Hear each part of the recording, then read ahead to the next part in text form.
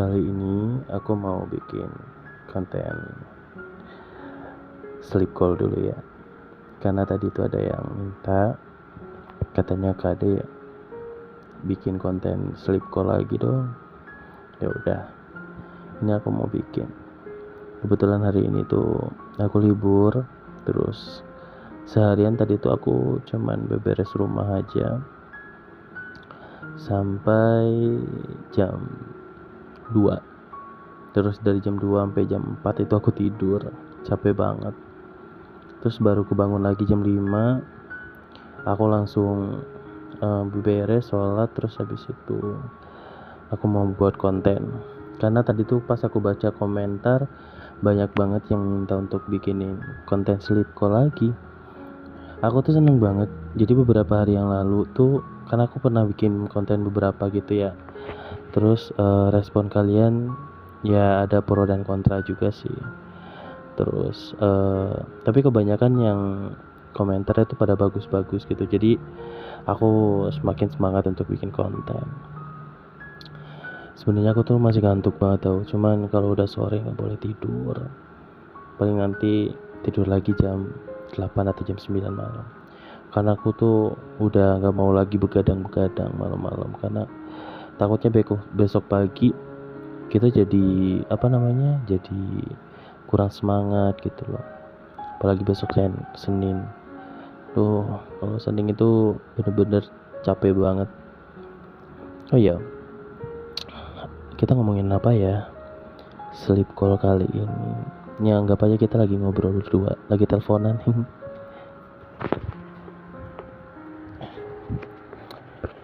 Oke, aku mau ngebahas tentang kasih sayang orang tua aja ya.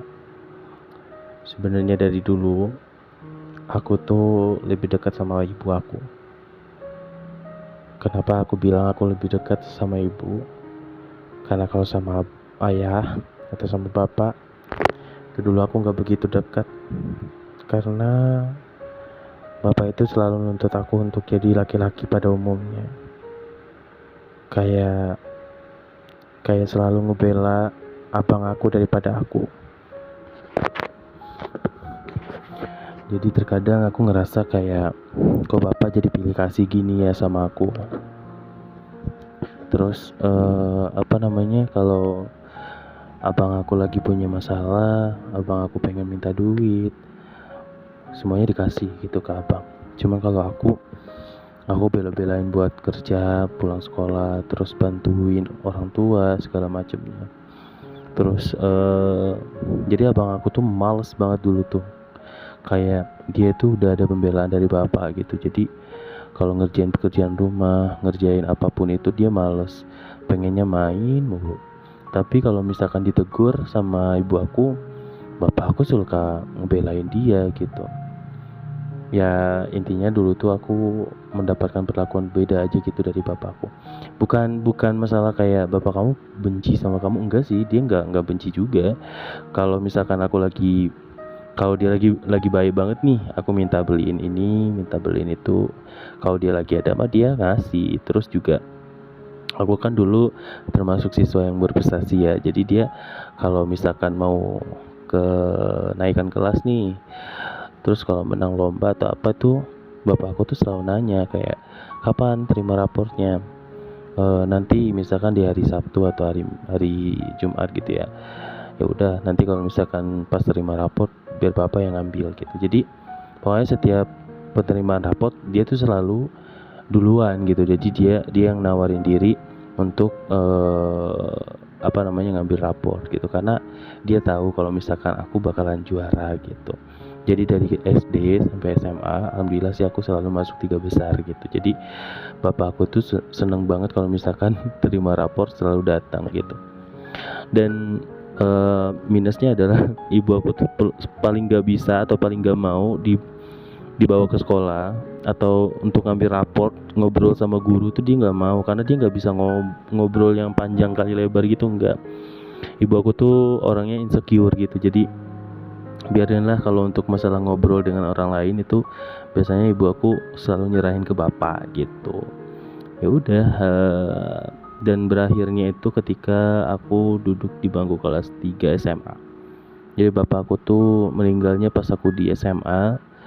Bapak aku meninggal, terus aku tuh pas di akhir-akhir masa kelulusan tuh nggak didampingin siapa-siapa gitu. Sedih sih. Terus juga apa namanya, kan dulu ada yang namanya tuh program perpisahan gitu. Aku nggak bisa ikut karena kebetulan aku nggak ada duit. Ibu aku juga lagi sibuk sama gantiin posisi bapak kan, jadi nggak bisa gitu. Tabungan aku juga nggak ada tabungan aku, cuman kayak nggak cukup gitu loh untuk biaya itu semua. Terus dulu pas zaman SMA kan aku lagi deket sama si Aji kan. Sebenarnya Aji tuh pengen banget dulu tuh aku bareng sama dia untuk pergi gitu, cuman nggak bisa karena ibu aku tuh nggak mau ngerepotin orang atau kita berhutang budi sama orang gitu, apalagi untuk biaya yang lumayan, menurut aku tuh lumayan besar waktu itu. Nah terus apa lagi ya, oh ya, kan dulu tuh bapak aku kan sering ini ya, kita ngomongin masa lalu aja kali ya, seru kayaknya. Dulu kan kita pas zamannya kecil itu kan gak ada gadget ya, TV juga orang-orang berada doang yang punya. Kalau kita ini mah dulu suka main, nongkrong sama teman-teman, pokoknya permainannya masih tradisional semua gitu. Nah dulu bapak aku itu suka banget nongkrong di warung sambil ngopi. Kayak kan bapakku kuliah bangunan. Jadi kalau pulang kerja habis mandi, dia pasti selalu ke rumah ke warung. Terus habis itu di warung itu tuh dia nongkrong dari jam 7 sampai jam 10 malam. Nah, kesempatan aku untuk minta jajan itu tuh pas lagi bapak di warung gitu. Karena kalau misalkan aku minta sama mama aku tuh pasti kayak jajan-jajan mulu, besok mau buat sekolah nggak ada gitu-gitu kan. Jadi ya udah, akhirnya aku kebetulan kan yang punya warung teman aku kan. Aduh aku lupa lagi namanya. Pokoknya jadi kesempatan aku untuk merotin duit bapak aku tuh pas lagi di warung. Nah kebetulan waktu itu tuh kayak gimana ya, yang diajakin tuh abang aku, kayak kamu mau ikut gak ke warung gitu kan, mau ikut gak, tapi nanti jangan apa namanya, jangan bikin masalah ya di warung ya. Jajan boleh tapi jangan banyak-banyak gitu. Nah yang diajak itu cuma abang aku doang. Nah waktu itu kan aku lagi duduk doang tuh, habis ngaji sih sebenarnya, habis belajar. Terus dia nggak ngajak aku, yang diajak cuma abang aku doang. Pas udah mau berangkat tuh ya, aku liatin aja, kataku kok aku nggak dibawa ya, aku nggak diajak ya. Padahal aku bedanya 1 tahun doang sama abang. Jadi waktu itu abang aku kelas 4 S. Waktu itu abang aku kelas 4 apa kelas 5 SD, aku kelas 4-nya gitu. Jadi cuma beda 1 tahun doang. Terus nggak dibawa tuh kan. Oh ya kebetulan abang aku tuh nggak lanjut sekolahnya, dia cuma sampai SD doang karena bandel banget. Terus SMP SMA dia nggak lanjut karena kayak udah enak nyari duit gitu ya. Jadi dia tuh dulu suka ngambil kesempatan pulang sekolah tuh ikut sama orang gitu, ikut jualan apa segala macam, pokoknya dilakuin. Jadi dia punya banyak duit tuh dulu tuh. Tapi salutnya sama abang aku ini, dia tuh nggak pelit orangnya. Jadi dia kalau punya duit dia suka ngasih ke adik-adiknya gitu, suka jajan, suka traktir. Dulu kan kalau makan mie itu tuh paling mewah ya, jadi suka beli mie terus disuruh masak, nanti kita makan bareng-bareng kayak gitu. Nah jadi dia nggak lanjut sekolahnya. Terus ya udah kita lanjut lagi ya. Nah aku kan gak diajak ya, terus aku bilang ke ibu kan, Bu aku juga mau ke warung ikut sama bapak ya. Ya udah sana bilang sama bapak kamu lah, kan ibu di rumah, nggak tahu ibu tuh gitu. Akhirnya aku bilang tuh, Pak aku mau ikut. Udah kamu belajarnya di rumah, besok sekolah belajar aja. Lah abang aja boleh, aku kok nggak boleh, kataku gitu kan. Udah kamu masih kecil, udah di rumah aja belajar temenin ibu di rumah gitu. Jadi aku tuh selalu kayak suruh temenin ibu mulu gitu. Jadi kan jadinya aku jadi dekat sama ibu gitu lah. Nah kebalikannya ketika ibu aku ke pasar, ibu aku kemana itu tuh selalu ngajak aku sampai sekarang. Jadi kalau misalkan, Dek, nanti anterin ibu ke kondangan ya, Dek nanti anterin ibu ke pasar ya, Dek nanti anterin ibu ke sini ya, ke situ ya. Jadi kalau urusan ibu-ibu tuh aku selalu diajak sama ibu gitu. Nah, di sampainya di lokasi apapun itu, si ibu tuh selalu ngebanggain aku gitu, kayak udah gede aja anaknya bu gitu, makin ganteng gitu-gitu ya. Dulu kan emang aku kan orangnya kayak gitu ya, kalian tau lah kalau misalkan kalian udah lihat aku di Instagram. Dulu tuh aku kayak foto aku di Instagram tuh yang paling pertama ya, itu tuh kayak aku kayak gitu dulu. Jadi aku tuh ngerti kayak pakaian itu tuh ngikutin gitu. Jadi ya kata-kata orang sih aku cakep sih dulu kata ibu aku, cuman nggak tahu deh. Nah terus jadi kalau soal bapak aku jarang banget diajak, tapi kalau soal ibu aku sering banget diajakin. Jadi tuh aku seneng aja gitu. Terus dan satu lagi, kalau misalkan main sama ibu nih ya, ke kondangan, ke pasar, ibu suka ngomong kayak gini, nanti kita beli ini, di rumah kamu jangan ngomong kalau misalnya kita jajan gitu. Jadi tuh makanan kita puas tuh kalau pergi, tapi nggak boleh diomongin di rumah, karena di rumah nggak kita beliin gitu, karena duitnya nggak cukup gitu kan. Jadi ya udah, aku tuh sampai sekarang kayak ibu kayak gitu. Tapi pas sudah sekarang sih kan aku udah kerja ya, terus aku suka traktir ibu aku sih, karena kayak mengulang masa kecil-kecil dulu yang suka diajakin kemana-kemana gitu. Jadi, Bu, anterin aku ke ini dong, Bu, kita beli ini ya Bu gitu. Jadi kalau ibu aku lagi ini nih di rumah, aku suka bawa ibu aku kemana-mana gitu, karena kangen aja gitu masa-masa kecil dulu gitu. Terus kalau misalkan aku cerita apa-apa tuh kalau sama ibu tuh tenang gitu loh. Jadi kangen. Kemarin pas lebaran aku nggak pulang, jadi biasanya sih pas lebaran aku kan pulang ya, terus ketemu sama ibu, terus ke ini juga ke makam bapak. Tapi sekarang enggak.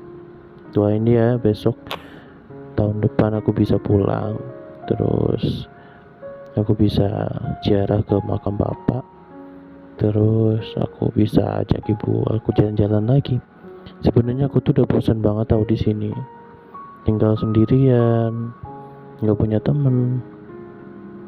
Terus kalau lagi sakit ya udah tanggung sendiri gitu, nggak punya saudara sama sekali. Apalagi ya pokoknya kayak bosan, capek, pengen pindah gitu, pengen pulang ke rumah. Cuman bingung kalau aku ke rumah pulang nanti aku kerja apa gitu. Terus aku nggak punya uang dong nanti gitu. Jadi udahlah ditahan-tahan aja di sini gitu sambil nabung. Aku pengennya nanti bikin usaha gitu sih, pengen bikin usaha biar nanti kita yang ngatur jadwal kita mau libur kapan gitu. Kayak seru deh. Aduh, kita ngomongin apa lagi ya? Oh ya, ngomongin ini aja deh. Kemarin itu kan aku lagi ke Indomaret ya. Sebenarnya kalau aku ke Indomaret itu, Indomaret yang aku kunjungi itu biasanya aku ngeliat tukang parkirnya ganteng tahu. Bukan ganteng sih, kayak perawakannya tuh perawakan orang-orang ganas gitu loh. Dia punya tato di kaki sama di tangan. Terus setiap dia parkirin motor aku tuh ya, dia suka ngeliatin aku baik, kayak ngeliatinnya tuh lama banget. Beda gitu cara lihatnya sama orang lain. Terus kalau misalkan aku kasih dia duit buat parkiran ya, aku sengaja gitu tangannya aku pegangin. Nggak tahu deh, itu tuh sebenarnya kode gitu loh, kode kalau misalkan aku tertarik sama dia gitu. Nah sebenarnya tuh kok aku pengen bikin ini loh, pengen bikin nomor handphone di kertas, nanti aku mau kasih ke dia gitu. Kira-kira mempan gak ya buat dia? Aku pengen ini kenalan sama dia, cuman takut gitu, takut dia nggak respon atau takut dia ilfeel gimana ya. Nanti aku coba mau bikin nomor handphone di kertas, terus aku mau kasihin ke dia gitu, biar dia nanti baca gitu. Kayaknya seru gitu main sama dia karena dia laki banget. Lagi ya,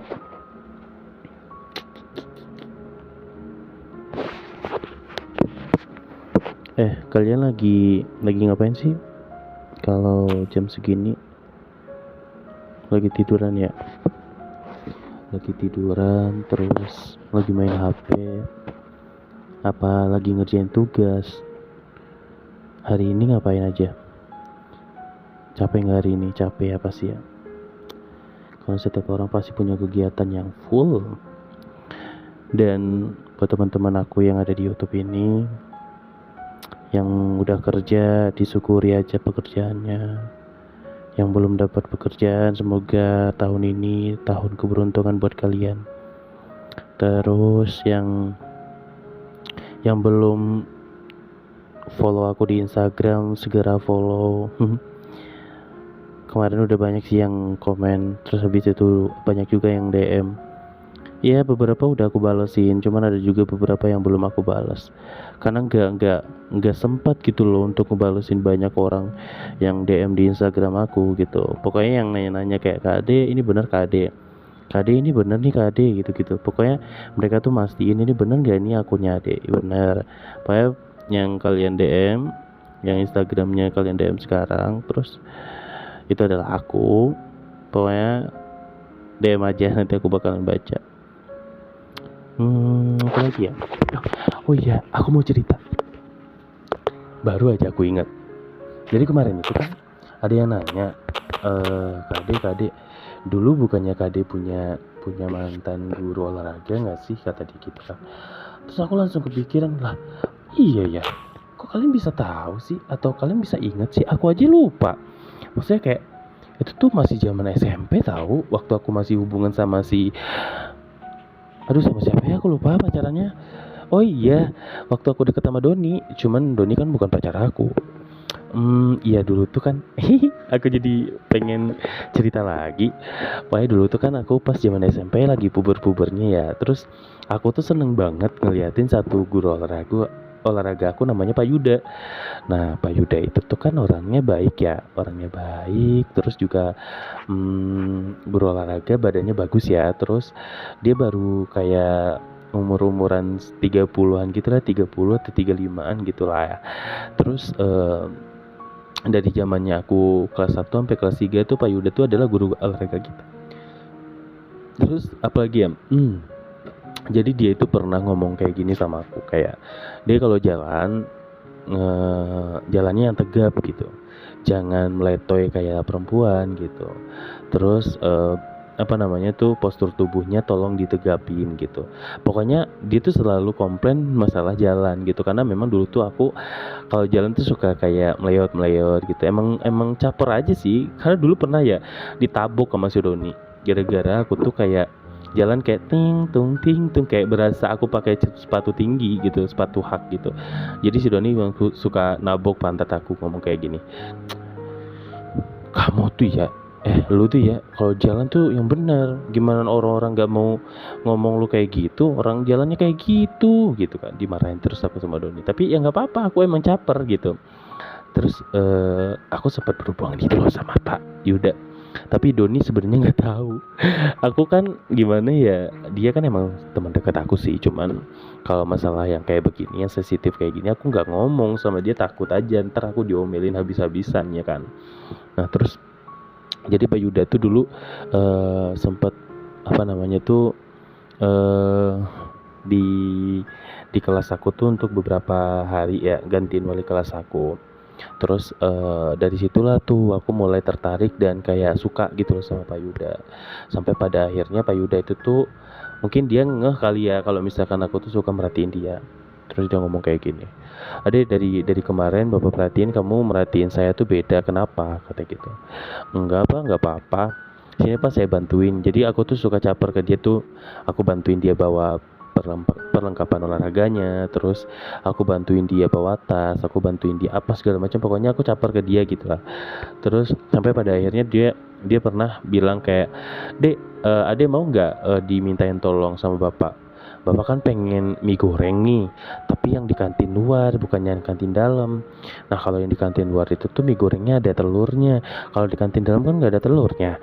Bapak mau itu, Ade mau nggak beliin buat bapak?" Nah kebetulan pada saat itu kan emang belum istirahat ya. Aku bilang, "Pak, nanti aja ya abis istirahat.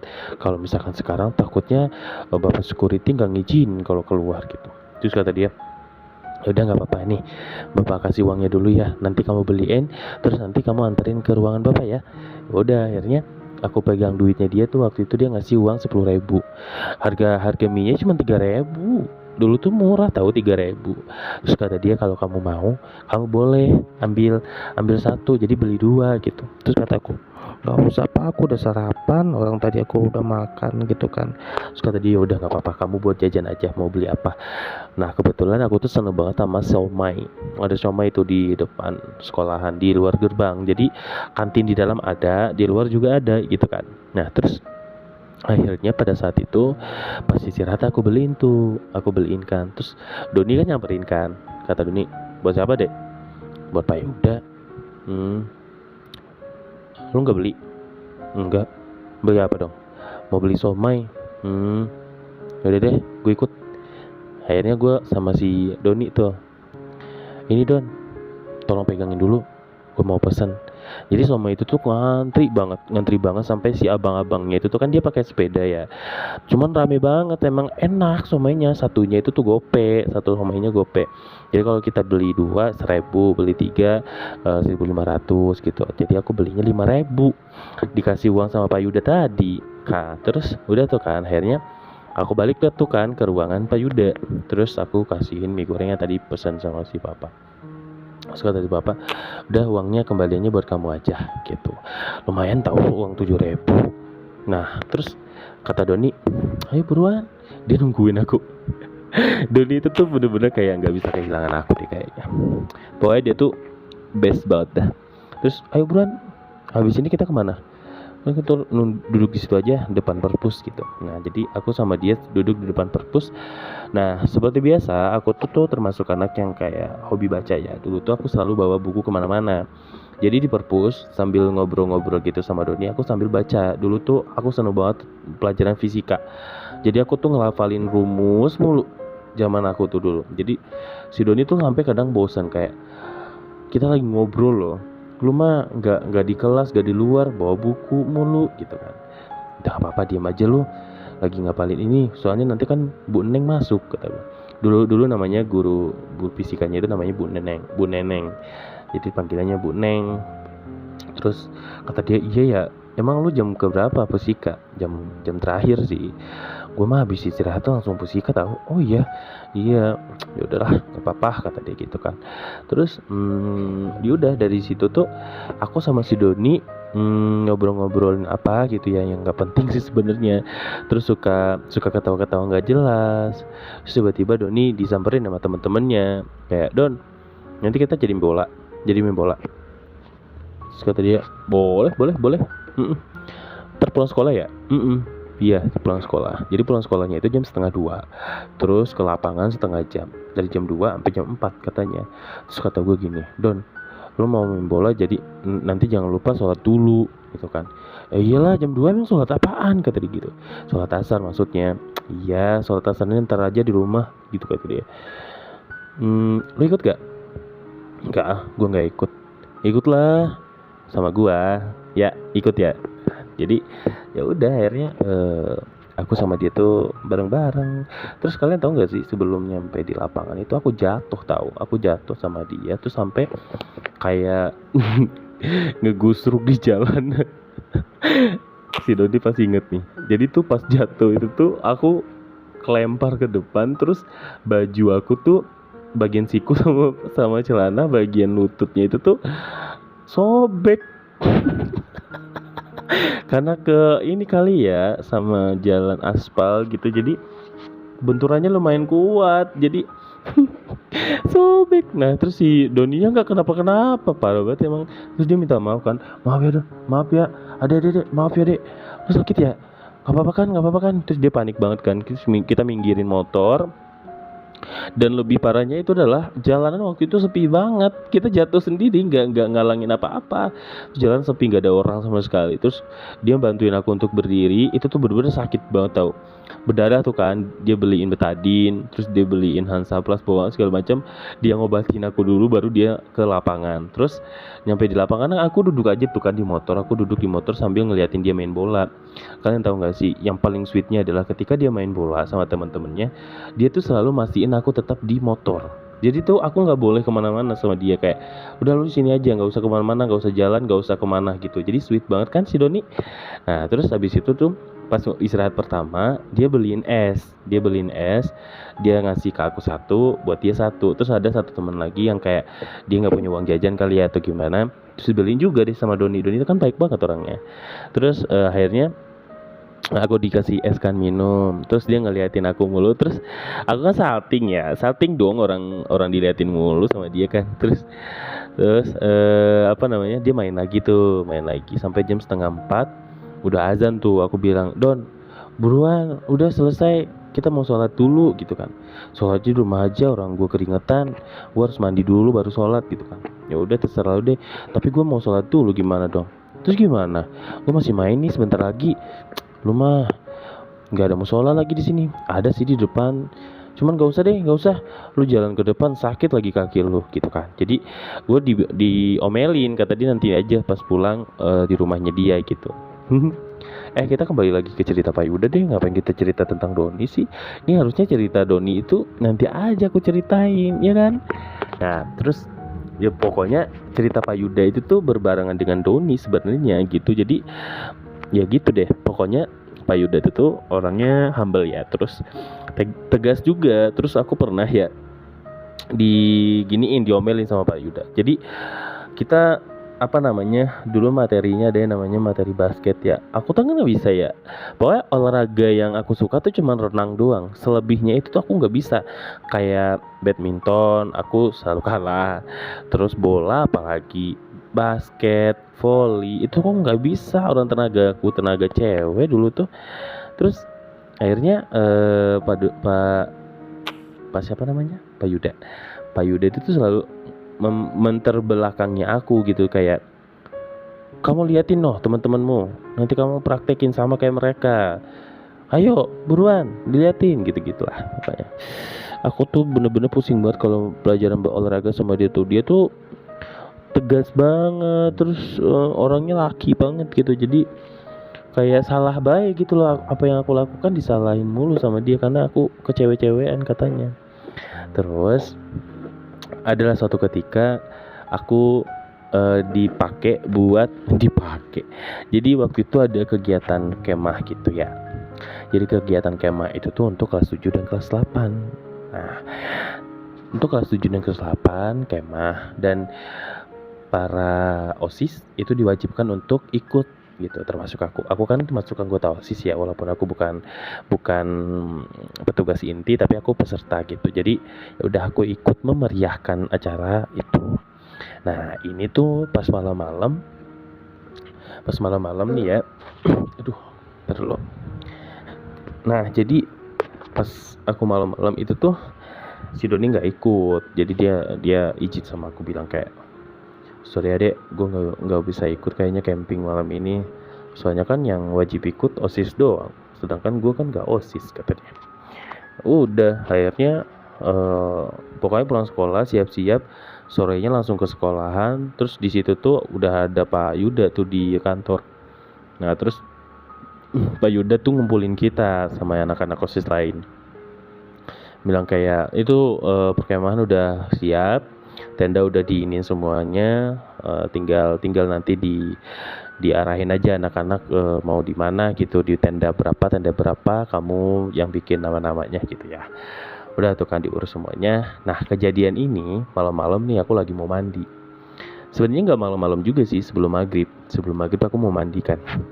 Pas mau mandi itu tuh eh, aku tuh sebenarnya mau di toilet yang bawah, karena toilet yang di atas itu tuh agak serem.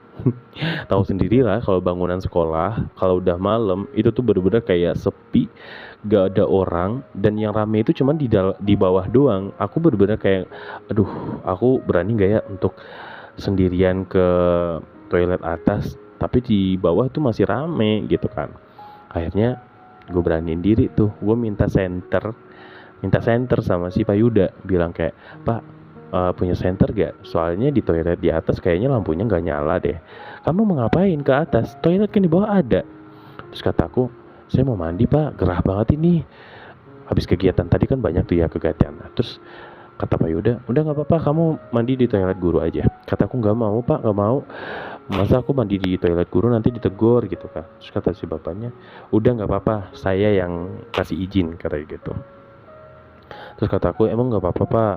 Boleh nih Pak. Iya boleh, udah gak apa-apa, kamu ke toilet guru aja gitu kan. Nah kebetulan pada saat itu emang guru gak semuanya ikut, cuman ada beberapa doang kakak pembinanya yang ikut. Jadi aku bisa pakai toilet guru yang ada lampunya. Mandilah tuh kan, set mandi seger lah ibaratnya ya. Tiba-tiba tuh Pak Yuda ngedor-gedor pintu aku dari luar, kayak, adek, kamu masih di dalam? Iya Pak, kenapa Pak? Masih tabunan, kataku gitu. Sebentar, Bapak mau pipis ini nggak bisa ditahan lagi, kata gitu. Kataku, bentar dulu Pak, ini belum selesai, aku malu, kataku gitu. Udah nggak apa-apa, sebentar doang. Orang kita sama-sama cowok ini, gitu kan. Baru kali ini ada guru yang ngomong kayak gitu. Akhirnya aku dengan pasrahnya buka pintu dan dia masuk ke dalam.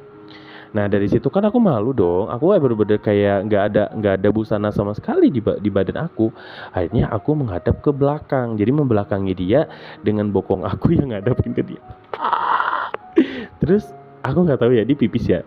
Dia itu pipis, cuman kayak ngencingin bagian bokong aku, panas banget cuy. Kataku, Pak, Bapak ngapain iniin ngarahin ke saya, kataku gitu kan bisa ke arah sana, itu lubangnya ada. Kata dia, kamu juga punya lubang, kata dia gitu. Lah, Bapak apaan sih? Ih, nggak boleh kayak gitu Pak, aku bilang gitu kan, padahal aku seneng sih.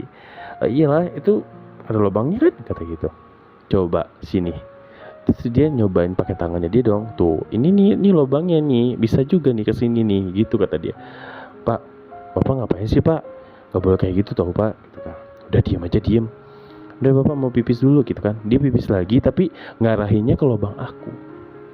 Panas banget cok, beneran. Terus habis itu aku langsung berdiri dong, otong aku, karena emang dia megang-megang. Terus kata dia, kok ini kamu tuh empuk banget sih, kata dia gitu. Kayak nggak kayak bapak, kata dia gitu. Emang bapak kayak gimana, kataku gitu. Nih kamu cobain aja. Itu bokongnya dia tuh keras tau, bokongnya dia keras, mungkin karena sering olahraga ya, jadi kayak, iya ya Pak ya, kok keras sih Bapak, gitu. Aku aja nggak keras kok Pak, kayak empuk. Jadi kalau misalkan ditepuk tek, jadi kayak mantul gitu kan, kayak bola. Terus kata dia, iya. Terus dia megangin dong, kataku. Dari situ aku mikir kayak, si Bapak ini kayaknya sange nih orang ini. Terus kataku, udah deh Pak, Bapak mau apa sih, kataku gitu. Aku langsung nungging aja tuh di depannya dia. Terus dia bilang, Bapak mau pipis di sini boleh nggak, kata gitu. Akhirnya dia matiin lampu, terus dia mainin lubang aku. Nah di situ doang tuh sampai kayak tangannya dia tuh sampai masuk 2. Itu sempit banget ya, karena memang pada saat itu lubang aku kan masih kecil ya, masih SMP gitu, jadi masih sakit. Terus gak mungkin dong masuk barangnya dia tuh ke situ. Terus kataku, Pak jangan Pak ya, jangan masukin ya Pak, gitu. Enggak, Bapak nggak masukin gitu. Terus dia jongkok, terus dia langsung ngejilatin bagian itu aku. Itu enak banget sumpah, itu baru pertama kali aku dijilatin itu bagian aku. Terus akhirnya dia kayak, Bapak keluar kayaknya deh Pak, Bapak keluar kayaknya deh gitu. Keluar, terus habis itu beneran banyak banget dong kayak nyembur, ngecerot gitulah bagian ke kaki aku. Sampai pada akhirnya dia keluar duluan dan aku belum keluar pada saat itu. Terus tahu nggak apa yang terjadi setelah itu? Dia kan udah selesai. Kayaknya semua cowok kayak gitu deh. Jadi semua cowok tuh kalau misalkan dia udah cerot, udah keluar, dia bodo amat sama apa yang kita lakukan setelah itu. Dia nggak mentingin kayak kamu mau keluar juga nggak? Enggak, dia nggak nanya itu. Jadi dia langsung keluar dari toilet, dia langsung rapi-rapi dan pura-pura nggak tahu dan pura-pura nggak terjadi apa-apa pada saat itu. Akhirnya aku ngebayangin doang tuh mukanya dia, mukanya sangenya dia tadi. Aku coli, terus aku ngebayangin muka si Payuda itu. Nah udah selesai itu tuh, karena aku keluar dari toilet nih, udah selesai mandi, udah wangi lah gitu ya. Aku langsung kembali ke tenda di tempat dimana nantinya aku bakalan tidur. Nah pas malam-malam itu ada salah satu murid yang kayak kelas 7 kalau nggak salah. Terus dia ngomong kayak gini sama aku, Kak Ade nanti di tenda mana? Kak Ade nanti tenda itu ya, yang dekat apa namanya, yang di sebelah kiri, dekat lapangan gitu. Kak Ade nanti di situ. Saya boleh nggak tidur dengan Kak Ade? Gitu. Nah terus kataku, hah kenapa ini? Memangnya kenapa?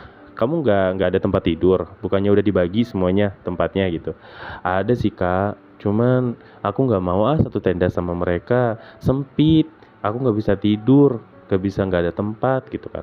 Terus mereka juga ngomong-ngomong mulu, katanya kamu ngapain sih di sini, orang udah nggak ada tempat lagi, cari tempat yang lain aja, bilang deh sama osisnya gitu.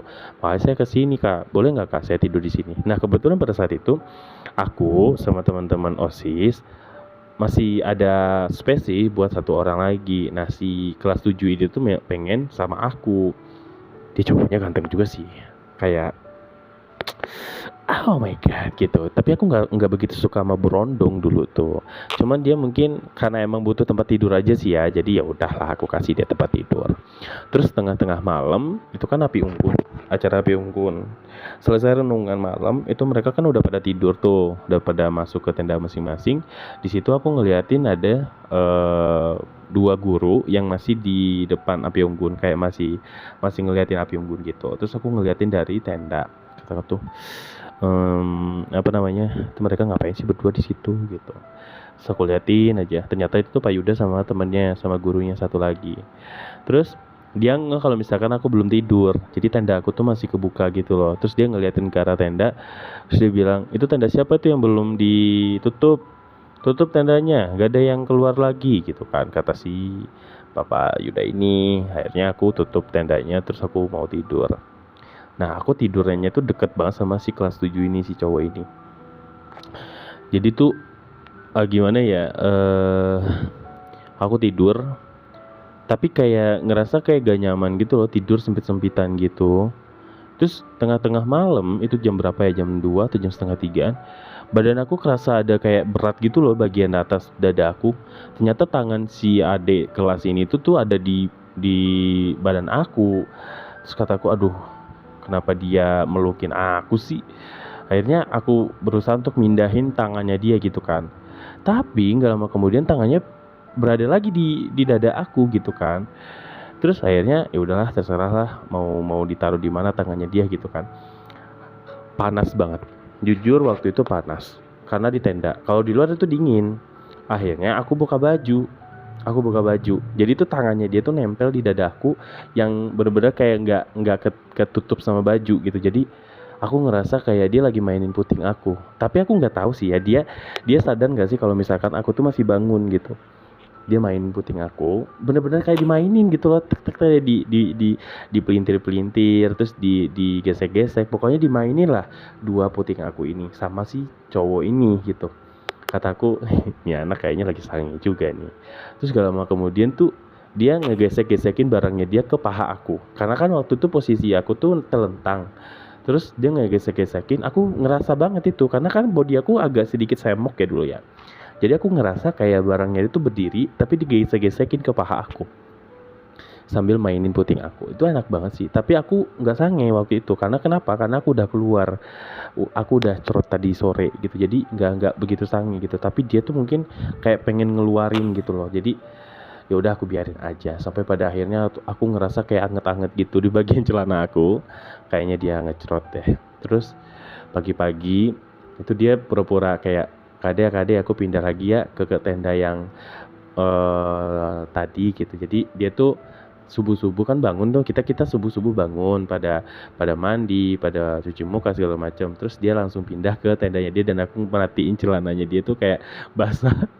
Aku tahu dia tuh gak pipis, dia nggak kencing di celana, enggak, cuman dia ngecerot di celana jadi basah, masih kelihatan celana pramukanya itu basah. Terus akhirnya ya udah biarin lah, mungkin dia ngerasa nikmat kali dia di semalam itu gitu.